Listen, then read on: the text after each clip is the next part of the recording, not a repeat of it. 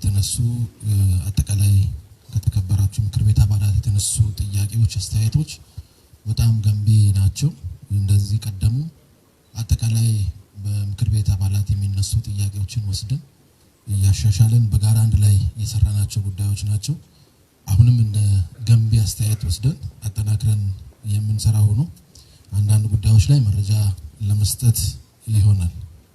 የመጀመሪያው ከወባ ወረርሽኝ ወይም ከወባ በሽታ አንፃር የክልላችን የወባ በሽታ ስርጭት ባለፉት 3 እና 4 አመታት በከፍተኛ ሁኔታ ህዝባችን ላይ ጫና ያሳደረ ነበር። ነገር ግን የክልሉ ምክር ቤት አጠቃላይ እስከታችኛው የዞን ምክር ቤት የቀበሌ የወረዳ ምክር ቤትም አጠቃላይ በጋራ ባደረግነው ርብርብ በተለይ ከአምናው አጠቃላይ ጫና አንፃር በተመሳሳይ ወቅት ከነበረው አንፃር የበሽታው ጫና ወደ 30% ወይም 29.5% ሊቀንስ ይችላል። የተኝቶ ህክምናም እንደዚሁ ወደ 56.7% ቀንሷል።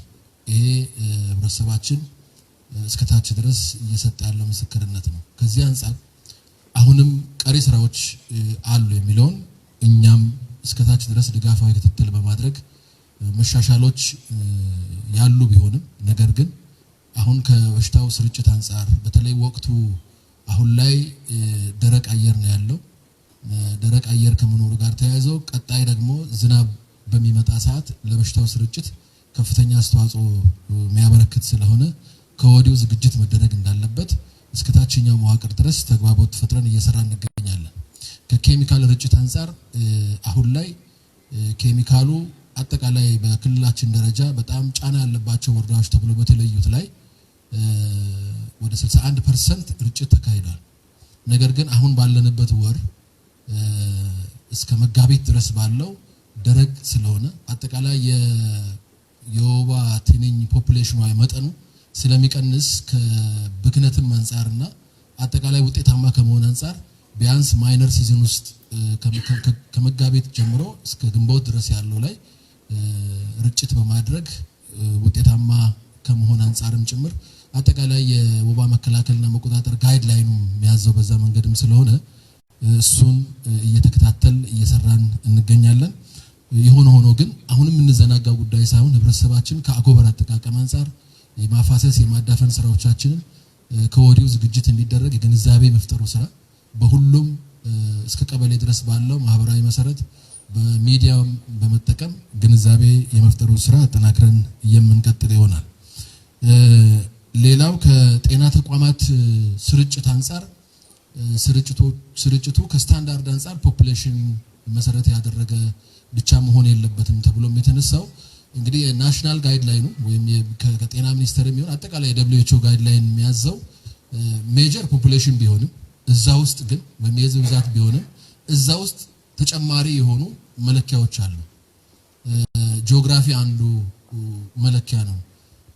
አጠቃላይ የበሽታ ስርጭትም አንድ መለኪያ ነው። እዛ ውስጥ አብረን የምናየው እኛም እንግዲህ አጠቃላይ በካቢኔ ደረጃ ክብር ርዕሰ መስተዳድራችንም እያየን ያለነው በተለይ እነዚህ የማስፋፊያ አዳዲስ ግንባታዎች ሲኖሩ ከማዕከል ርቀታቸው ምን ያህል ነው ፖፑሌሽኑን ብቻ ሳይሆን አማራጭ አላቸው ወይ?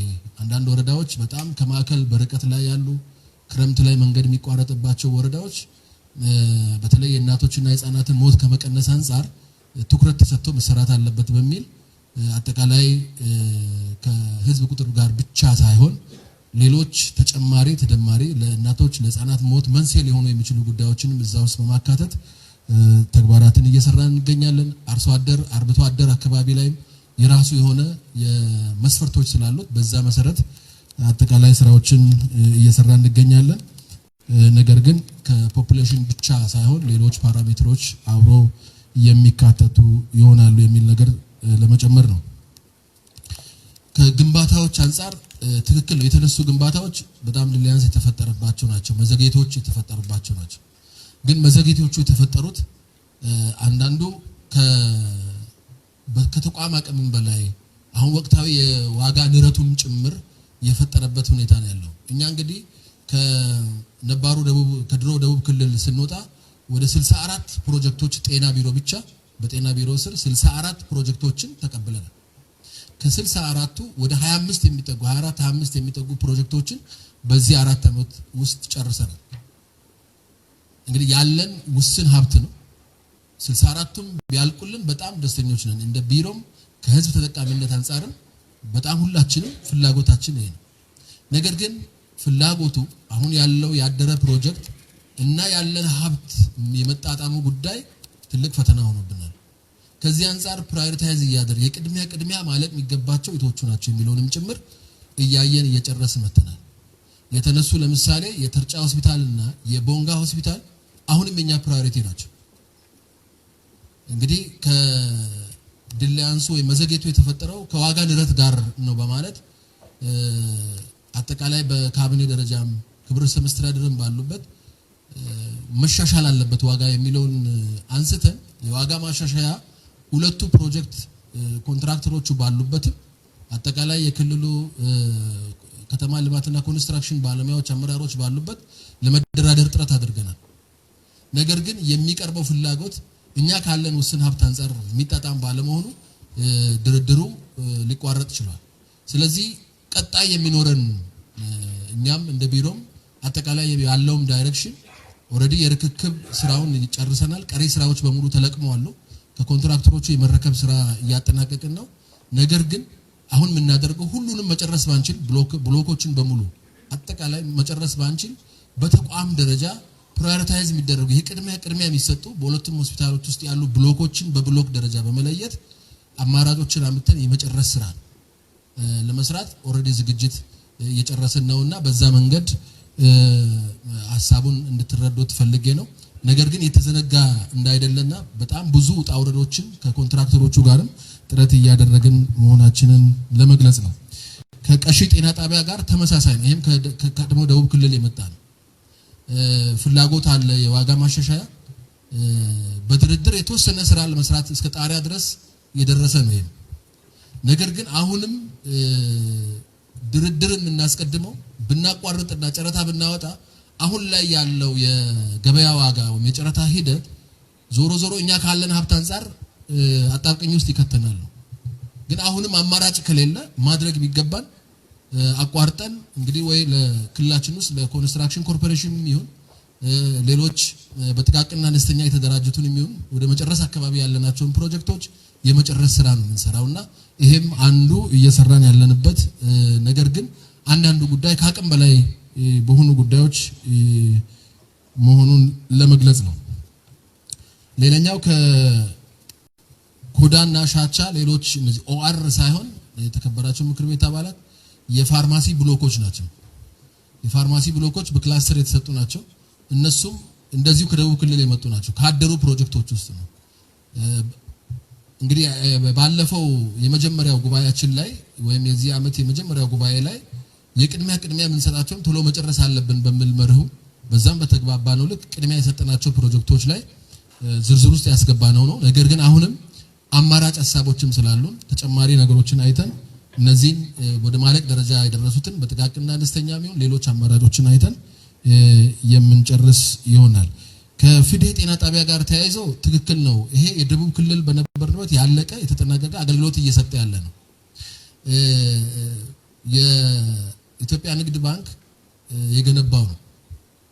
የሶሻል ኮርፖሬት ስራው አድርጎ የሰራው ነው። እዛ ውስጥ የኦአር ብሎክ አለ። ትክክል ነው። እሱን እንግዲህ ቀጣይ በዛ ኦአር ብሎኮች ውስጥ የሚሰሩ ባለሙያዎችን በማሰልጠን ጥያቄዎችን ለሚመለከቱ አካላት በማቅረብ የኦአር አገልግሎት መስጠት የሚችሉ ግብአቶችን የማሟላት ስራ በቀጣይ እቅድ ውስጥ አስገብተን የምናጠናክርበት ሁኔታ ይኖራል።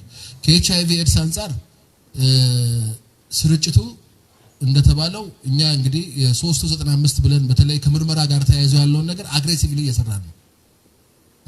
ነገር ግን ግንዛቤ ከመፍጠር አንፃር ሚዲያዎቻችንን በተገቢ መንገድ የመጠቀም ስራ እየሰራን ነው።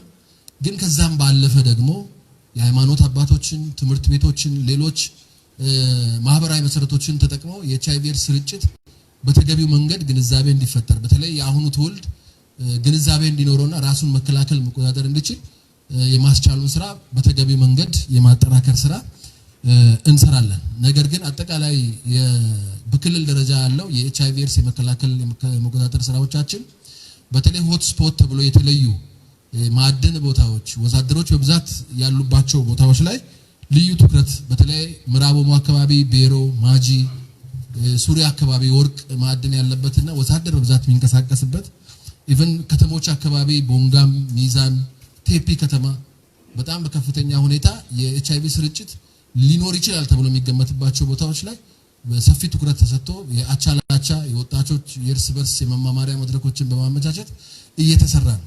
ነገር ግን ይሄ ስራ በቂ ነው? በቂ አይደለም። በተለይ ወጣቶች አካባቢ ላይ ተደራሽ ከማድረግ አንፃር በትኩረት ወስደን የምንሰራው ይሆናል። ሌላኛው ከመድኃኒት ጋር ተያይዞ በተለይ መድኃኒት በጀት አያያዝ ጋር ተያይዞ በተለይ ማጠመ ጥሩ ለውጥ ቢያመጣም ከመድኃኒት አቅርቦት አንፃር የራሱ የማህበረሰብ አቀፍ ጤና መድን መሻሻላዎችን ቢያመጣም መደበኛ በጀት አያያዝ ላይ ግን አሁንም ክፍተቶች አሉ። እንደው ለአብነት እንኳን እንደው ከትልልቅ ተቋማት ብንነሳ ከጀነራል ሆስፒታሎቹ ለምሳሌ ተርጫ ጀነራል ሆስፒታል በ2018 መደበኛ በጀት አልተያዘለትም። ተርጫ አጠቃላይ ሆስፒታል ማለት አጠቃላይ ለዞኑ ብቻ ሳይሆን አጀሰንት ለአጎራባይ ዞኖችም ለሌሎች ክልሎች አጠቃላይ ጎረቤት ክልልም አገልግሎት እየሰጠ ያለ። ስለዚህ እዛ ላይ በደንብ ማየት ያስፈልጋል። ቤንች ሸኮ ላይ የሲዝ ከተማ አስተዳደር የሲዝ ጤና ጣቢያ እንደዚሁ በጀት ያልያዘ ነው። ምንም ያልያዘ ነው። አሁንም ሸኮ ከተማ አስተዳደር ሸኮ ጤና ጣቢያም ጭምር ምንም ያልያዘ ነው። ዜሮ ያሉት በመቀነስ በመጨመር የያዙ አሉ። ግን እነዚህ ብድም ጨርሰው ነው 2018 ላይ መደበኛ በጀት ያልያዙ ተቋማት ናቸው። ስለዚህ በተለየ መንገድ ማየት ያስፈልጋል። አንዳንዶቹ በጀቱን በቁጥር ደረጃ በጀት ቢኖርም ደግሞ አንዳንድ ወረዳዎች ጥሬ ገንዘብ የለም በማለት ምንም የማስተላልፈዋል ቁጥር ብቻ የሚቀመጥላቸዋል። ስለዚህ በተለየ መንገድ መስራት ያስፈልገናል ነው። ሌላው እዚህ ላይ መጨመር የምፈልገው በተለይ ጤና ኤክስቴንሽን ፕሮግራምን ከማጠናከር አንፃር የኮምፕሬሄንሲቭ ሄልዝ ፖስት ወይም የሁሉ አቀፍ ጤና ኬላ ግንባታ ላይ በጣም በጥሩ ሁኔታ እየሰሩ ያሉ ዞኖችም ቢኖሩ እንዲሁ ደግሞ በጣም ወደ ኋላ የቀረንበት አለ። አንዱ ፍትሃዊነትን የጤና አገልግሎት የምናረጋግጥበት በተለይ በሩቅ አካባቢዎች ላይ ሩቅ ቀበሌዎች ላይ ተደራሽ የምናደርገው ኮምፕሬሄንሲቭ ሄልዝ ፖስትን በመገንባት ነው። በዚህ ረገድ ከፋ ላይ 3 በዚህ 6 ወር ውስጥ የተጀመሩ በቅርቡ የሚጠናቀቁ አሉ። ኮንታ ላይ አንድ አለ፣ ምዕራብ ኦሞ ላይ እንደዚህ አንድ አለ፣ ቤንች ሸኮ ላይ 2 ወረዳዎች አሉ ይሄን እየሰራሉ። ነገር ግን እነዚህ ወረዳዎች ውስን ናቸው፣ መጨመር ያስፈልጋል። እንደ ዞን ደግሞ ምንም እንቅስቃሴ የሌላቸው ዞኖች ስላሉ በደንብ የኮምፕሬሄንሲቭ ሄልዝ ፖስት ላይ በተለይ መድረስ ማንችልባቸው ሩቅ ቀበሌዎች አካባቢ ላይ በጋራ ተጋግዘን የሁሉ አቀፍ የጤና ኬላ ግንባታ ማጠናከር ያስፈልጋል የሚለውን ነገር ለማከል ነው።